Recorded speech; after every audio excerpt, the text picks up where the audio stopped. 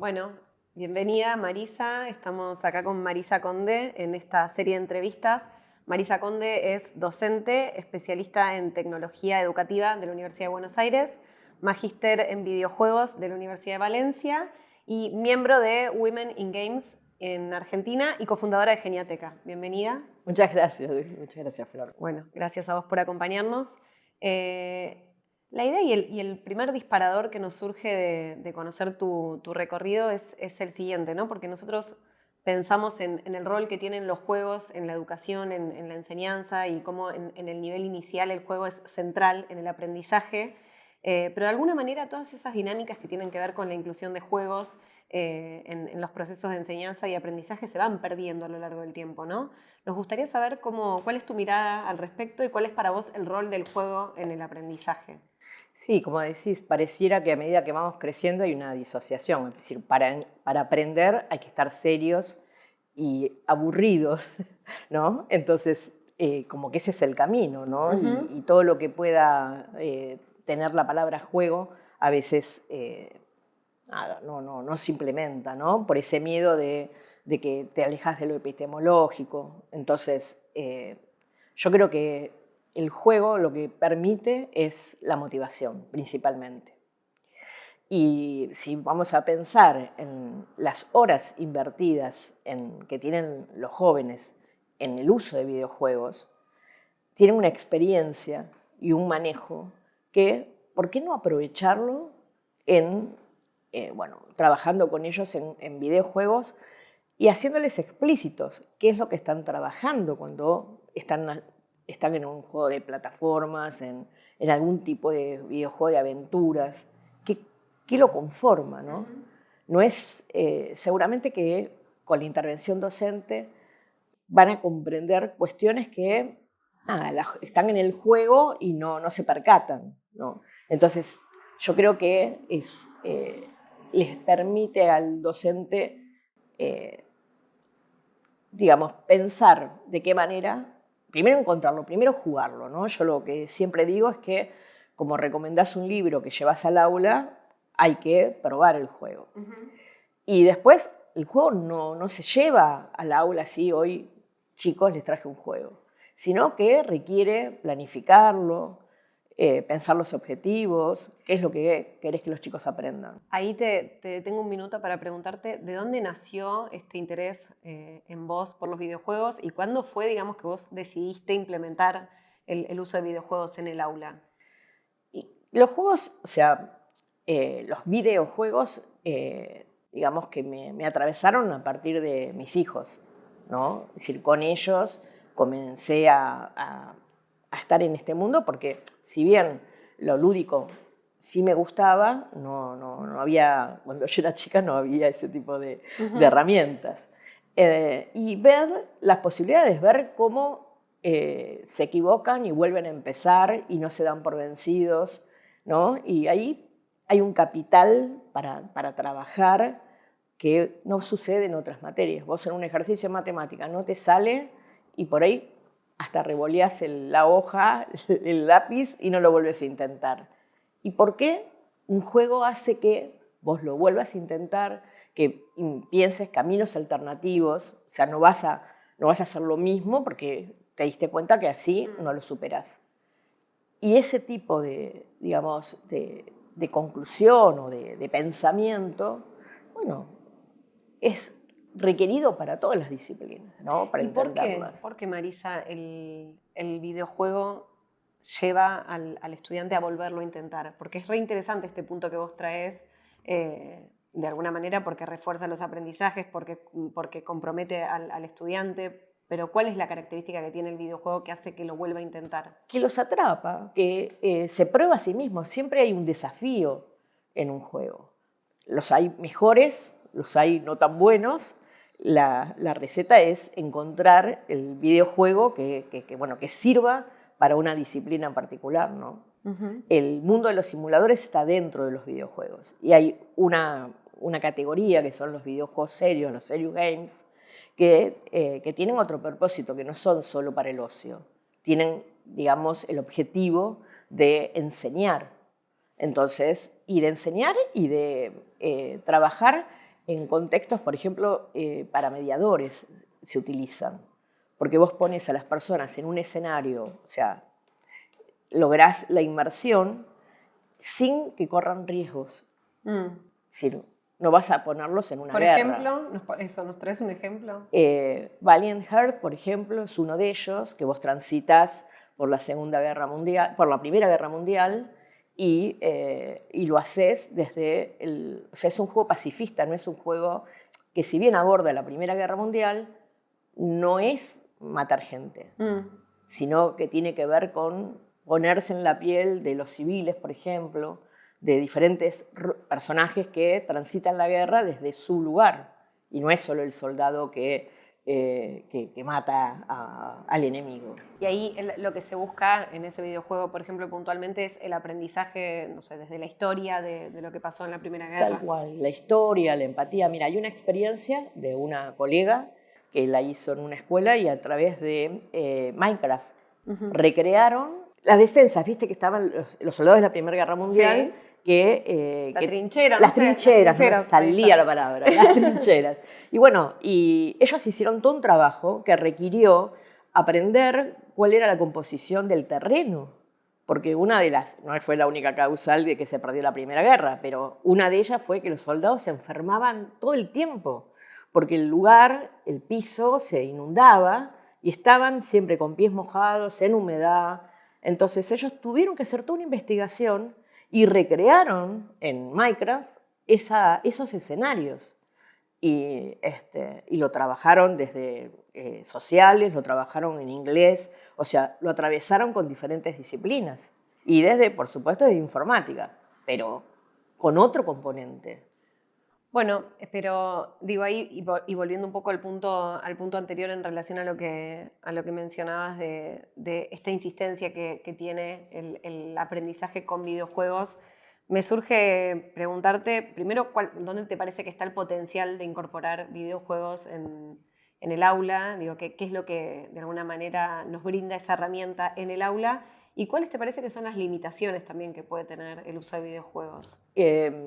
Mira, los tiempos. A veces el tiempo áulico no permite, a veces hay que jugar como un tiempo, un nivel, porque no te lo permite el entorno.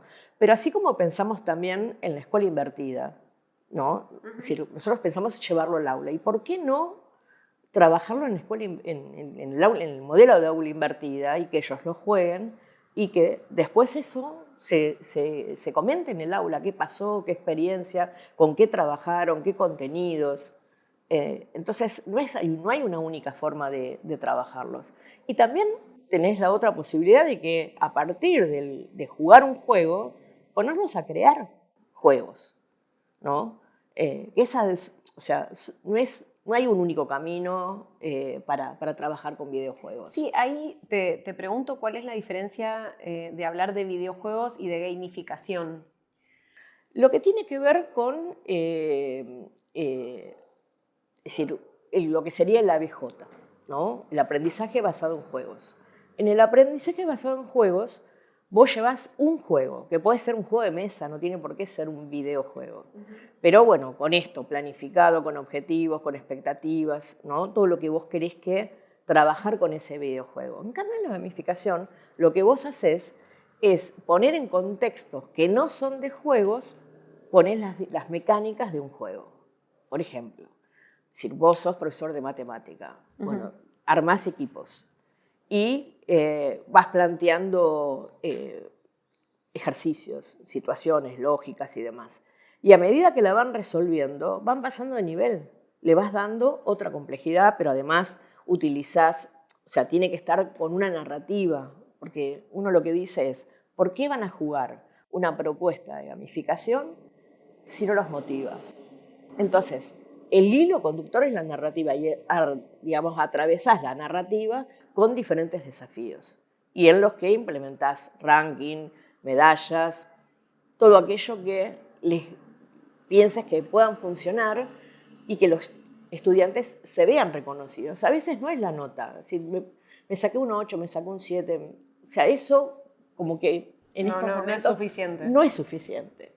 pero ponerlos en un tablero y mostrar cómo van avanzando y cómo van avanzando en equipo, que es mucho más importante, ¿no? Ahí iba justamente, te estaba por preguntar por eso, ¿no? ¿Cuáles son las habilidades que se desarrollan a partir del uso de videojuegos, no solo en términos de aprendizaje, sino también en cuanto a habilidades sociales, competencias, esto que vos mencionabas del trabajo en equipo? Comunicación, porque vos tenés que establecer estrategias, es decir, plantear tu idea y bueno, y ver, negociarla para poder, digamos, superar un desafío. Hoy por hoy, mismo la inteligencia artificial que está en los videojuegos, hay juegos que, bueno, que tienen personajes que se llaman NPCs, que son personajes que no son, que vos no lo podés manejar, que están presentes, que de pronto el jugador se los encuentra, un desafío, ¿no? Hasta un diálogo, pero que eso no los pueden manejar. Ahora lo que se está haciendo es en los desarrollos de videojuegos en estos últimos tiempos, no te digo, ya hace un tiempo, es que esos NPCs aparecen diferente para cada persona que va a jugar. O sea, no es la misma experiencia, sino que vos un juego lo volvés a jugar y ya sabés que este personaje va a estar acá, este va a estar acá, este escenario. Entonces están produciéndose videojuegos con otro tipo de, digamos, de mecánicas y de lógica. O sea, esa experiencia personalizada de alguna manera es en función del algoritmo de cada persona. ¿Cómo es que se personaliza de esa manera? De acuerdo a las opciones que vos vas eligiendo. O sea, se personaliza, es decir, vos vais por este camino, vas resolviendo y se programa ese juego para que te presente. Es como un elige tu propia aventura, pero, tal cual. pero con inteligencia artificial. Claro. Y eso, digo, volviendo un poco al aula, de alguna manera transforma la experiencia de aprendizaje en algo mucho más personalizado. Seguro, seguro. Yo trabajo mucho con juegos de escape y digamos, en la parte de capacitación, ¿no? del docente en el desarrollo de juegos. Pero no es solamente porque a veces vos me hablabas de las limitaciones, a veces la limitación justamente es la tecnología con la que cuento en el aula. A veces ese juego no corre requiere determinada RAM, entonces no va muy lento, entonces termina siendo una experiencia no agradable.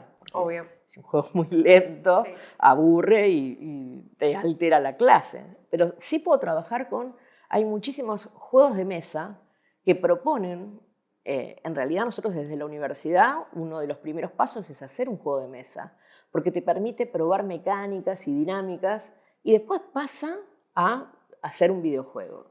Inclusive los videojuegos digamos, más celebrados tienen su versión en analógico. Entonces es un camino diferente. Claro. Ahí me surge preguntarte entonces en función de la diferencia entre los videojuegos y la gamificación. Digo, cuando hablamos de videojuegos estamos pensando en tecnología, pero cuando hablamos de gamificación no necesariamente necesitamos tecnología, ¿no? Podés tenerla. Podés tenerla, pero se puede hacer gamificación sin contar con tecnología. Tal cual, no es condición. Claro.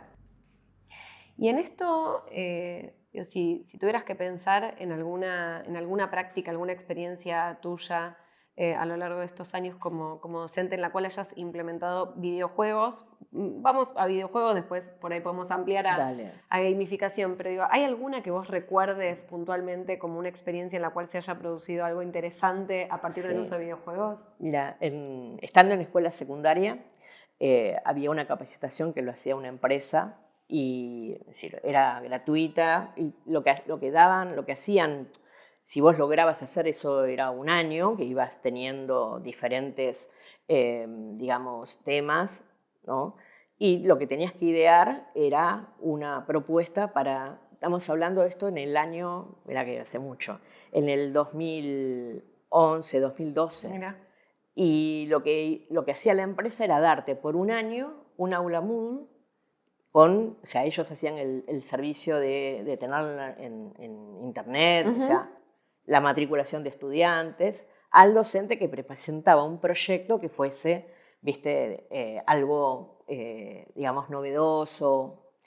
Y yo lo que presenté fue el hacer un juego un videojuego con estudiantes de segundo año de escuela secundaria, pero trabajé con el profesor de historia, la profesora de lengua. Entonces, primero tuvieron todo un entrenamiento en programación, porque eso duró un año escolar. El proyecto en sí el desarrollo duró el último trimestre en ese momento. Pero digamos que el entrenamiento, el aprendizaje de los chicos era fuera de la escuela, era por la plataforma. Y las entregas las pedíamos los sábados, los domingos. Los sábados volaba el chat. En esa época, bueno, yo había hasta armado una chocolatería dentro del Moodle que nadie la visitaba porque estaba el auge de Facebook. Entonces lo que hacían, o sea, bueno, armamos un grupo de Facebook, los docentes para los chicos, y lo que hacíamos nosotros era que si ellos hacían preguntas y les respondían sus pares, si estaba bien, nosotros le poníamos el ok, el like. Y si no, interveníamos. Pero los dejábamos a ellos, nosotros estábamos como espectadores de ese intercambio. Y el trabajo final fue trabajar con América precolombina y conquista española, con un segundo y otro segundo. Y lo que tenía que ver con la realización, por ejemplo, de los guiones del storytelling para trabajarlo, bueno, eso lo veía la profesora de lengua y lo que era el contenido disciplinar, el profesor de historia, porque conmigo hacían la parte de la programación, pero yo no intervenía en las disciplinas que no eran las mías. Claro, claro. Entonces fue un trabajo, la verdad, que... sí, interdisciplinario. Al otro año, tomando estos chicos que ya ahora estaban en tercero, hice una recreación de un videojuego viejísimo que hasta tuve que bajar un simulador para que lo jugaran, que era el Carmen Sandiego. Sí, claro. Y entonces yo les propuse trabajar en equipo y desarrollar un juego de Carmen Sandiego.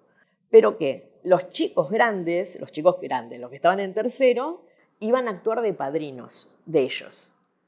También se hacía solamente en el horario escolar, abordábamos las problemáticas, ¿no? que de pronto surgían y que no podían resolver o algo que era común. Pero después ellos lo trabajaban extra clase.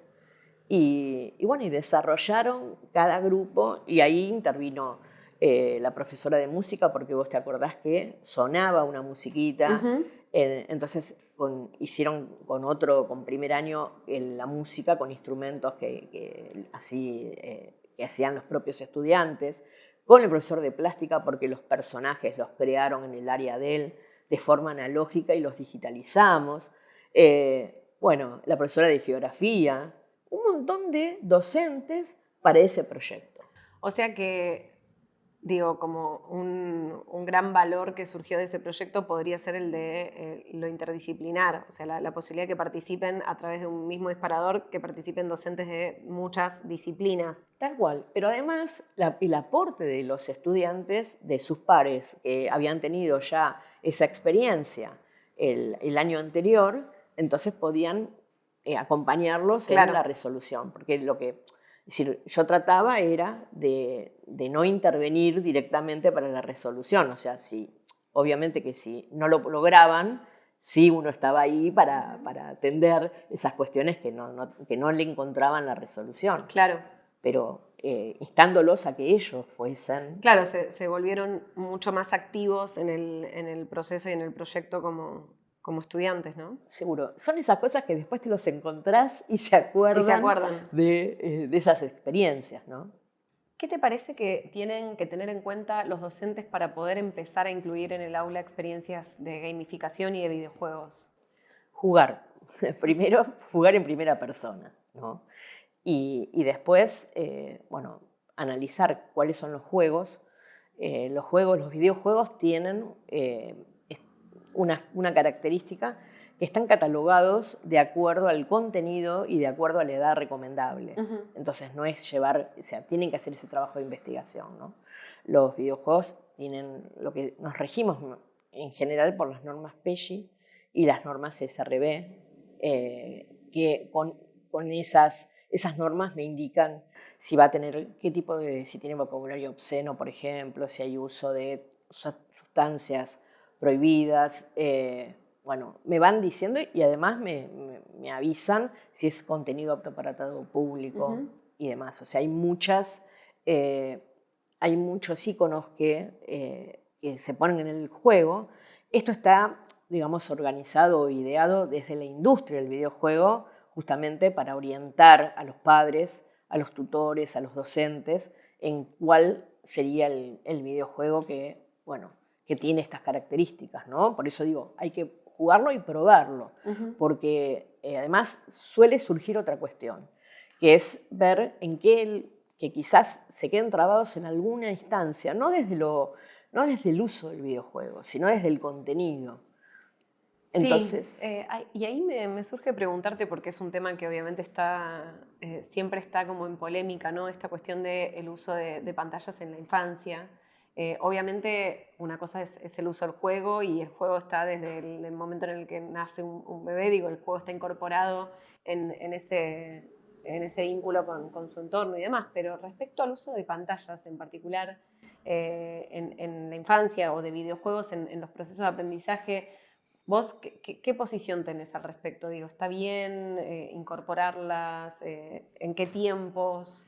y en realidad, bueno, dependiendo de que si lo van a usar en la escuela, bueno, 45 minutos en una clase está bien, no vas a usar, va a estar el niño o la niña 4 horas o 6 horas en la escuela y vos le vas a trabajar Claro, totalmente con tecnología, no.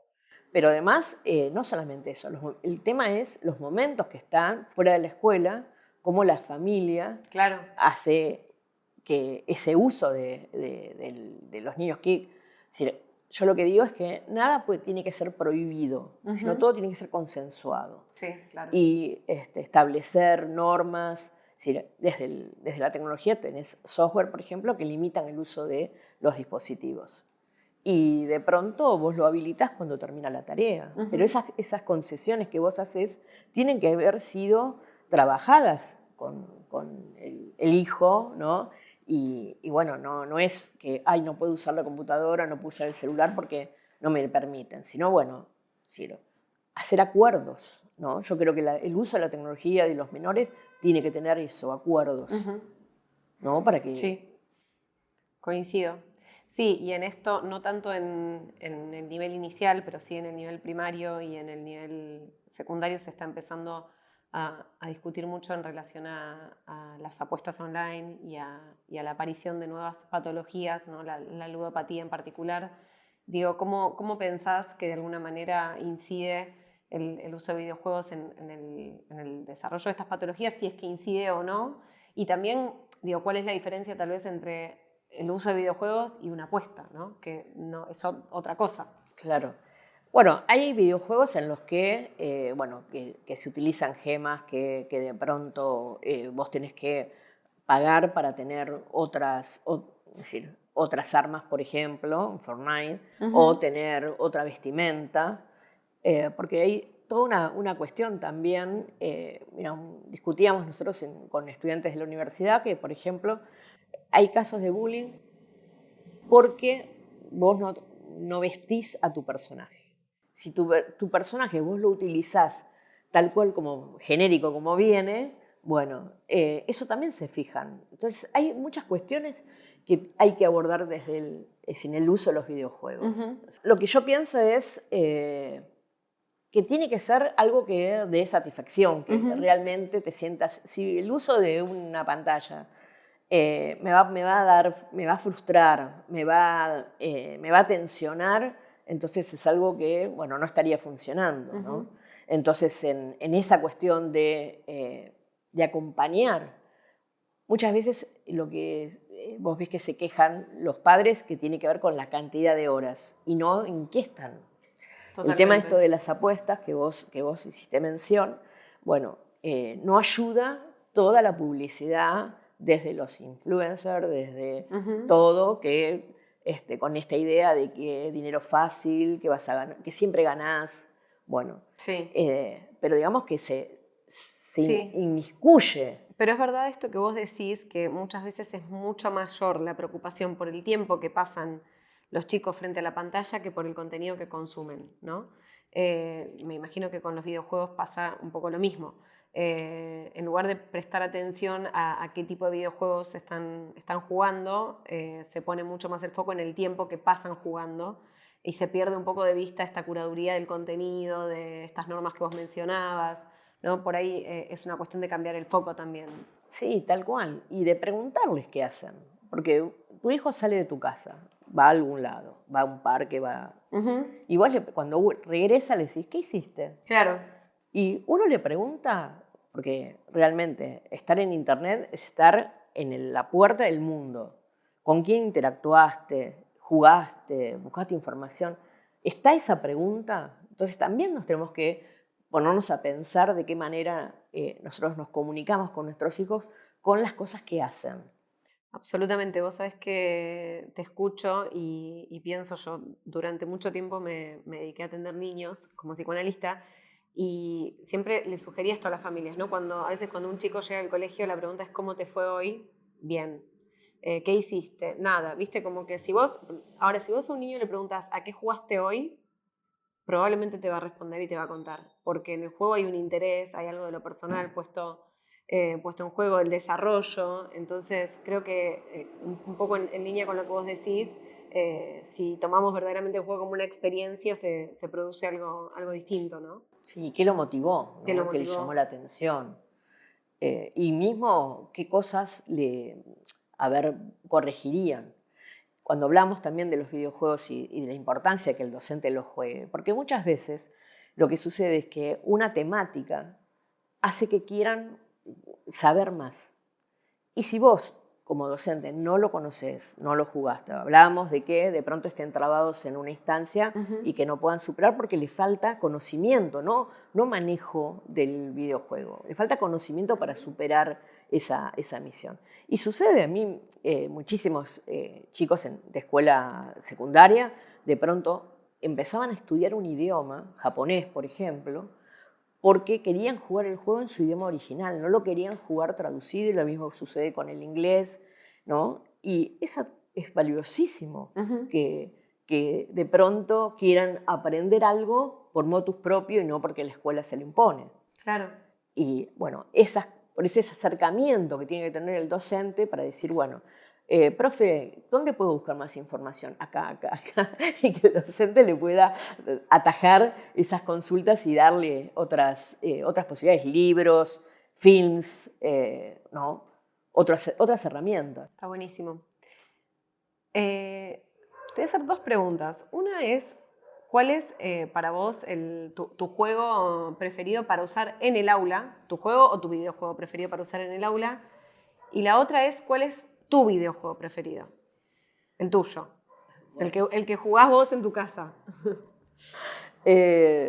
Mira, hay una serie de juegos. Primero hay una cuestión, que a veces el juego educativo, así llamado educativo, ¿no? Vos decís, vamos a jugar un videojuego educativo y los estudiantes huyen porque piensan que va a ser aburrido. Entonces, nosotros trabajamos desde la capacitación docente de ver cómo un juego comercial puede ser utilizado en una disciplina. A partir, bueno, hay fichas de análisis, de marco teórico para poder analizar esas cosas. Uno de esos juegos que dentro de todo son educativos, pero que proponen algo diferente, es una serie de juegos hechos por la ONU que se llaman Alto a los Desastres y que proponen 4 escenarios de situaciones, están basados en el desarrollo como el videojuego de los Sims, Mm.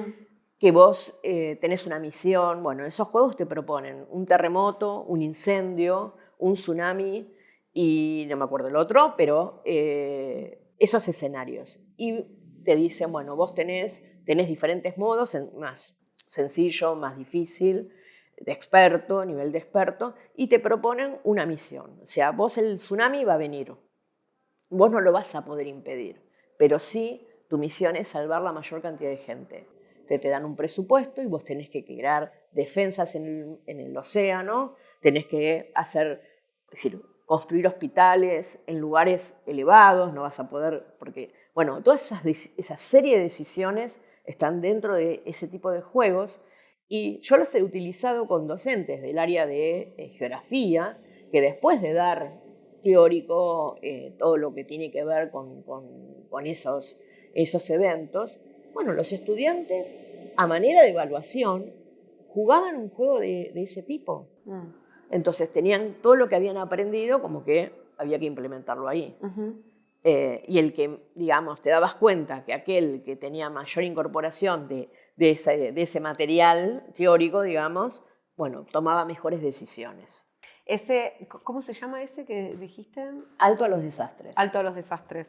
¿Y ese es uno que vos recomendás, digamos, para qué edades? En realidad, como tiene diferentes niveles.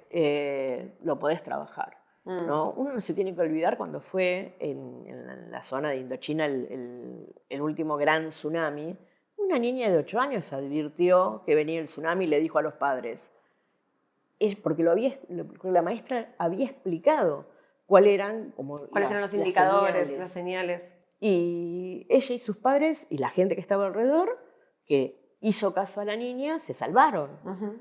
Pero entonces hay como cuestiones que de pronto están en los videojuegos y que, bueno, un docente con la mirada, ¿no?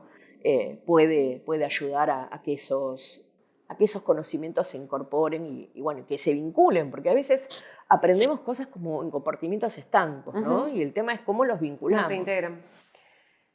¿Y cuál es tu videojuego preferido? El que jugás en tu casa. Ahora la verdad que mucho tiempo no tengo para jugar, pero me gustan los juegos de aventura, ¿no? Más que jugar juegos realizados, me gusta pensar en el desarrollo de juegos. Entonces estoy trabajando mucho hay un estilo de juegos que son los de persuasión, dentro de los juegos serios, que lo que intentan es justamente persuadirte de cambiar costumbres, ponele. Y que en formación docente lo que hacemos es que piensen, o sea, en todo juego en todo momento estás tomando decisiones, pero ese tipo de juegos en la planeación te permite pensar que una elección va a tener sus consecuencias. Entonces, ¿qué sucede? Es decir, hay juegos que, por ejemplo, vos pensás el tránsito por la universidad y vos tenés que pensar, elegir entre la vida social, la vida académica y el mundo del trabajo. Y entonces, ¿cómo haces para conciliar esos tres elementos? ¿No? De acuerdo a la toma de decisiones. En un juego, vos lo volvés a jugar. Te equivocaste. En la vida real, si tomaste una decisión equivocada, sufrís las consecuencias, ¿no? Y muchas veces no podés retornar. ¿Y esos juegos que vos mencionás entonces son juegos que te gusta jugar y que te gusta desarrollar también? Me gusta jugar y me gusta desarrollar. Y me gusta formar a formadores para que trabajen, porque en realidad no requieren tecnología. Eso tiene que ver con la ideación, ¿no? Pensar un árbol de decisiones, pensar las consecuencias, las buenas, las malas.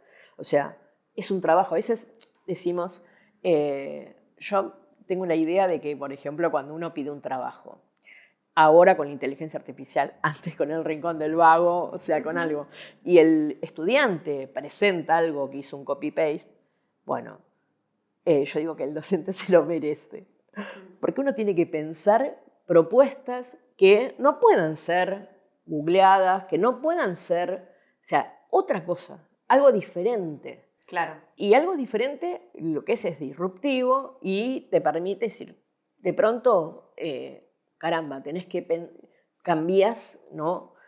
Sí, digamos, convocar desde la consigna a que el estudiante tenga que de alguna manera crear una respuesta, ¿no?